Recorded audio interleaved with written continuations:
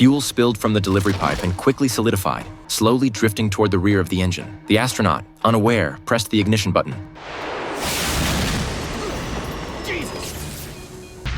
The engine exploded, and the spaceship continued spinning uncontrollably. 1 kilometer away was the supply ship, their only hope. Jack immediately decided to abandon the spaceship. The crew quickly exited the cabin and flew toward the supply ship in orbit. Before long, the supply ship appeared below them. However, it was still too far, and their fuel barely allowed them to catch up to the ship. If they failed, all of them would perish in space. So, Jack decided to land first using the remaining fuel, then use a rope to pull the others over. As Jack approached the supply ship, his fuel suddenly ran out, causing him to crash directly into it. Fortunately, he managed to latch onto the ship, but he couldn't hold on and was thrown into space. The three immediately used the rope to board the supply ship. Annie, defying everyone's objections, rushed out to save her husband. She shot out a rope, but it wasn't long enough and bounced back. Annie insisted on getting closer to try again. However, her fuel was insufficient to return to the supply ship. In an attempt to stop Annie, Jack opened his helmet. In an instant, the extreme cold of space froze him into an Iceman. Afterward, the three successfully used the supply ship to land on Mars. They quickly made their way to the Mars base and entered the living module. Jim was stunned by the scene before him. Not only was the oxygen level normal, but there were also a large number of plants growing, indicating that David might still be alive.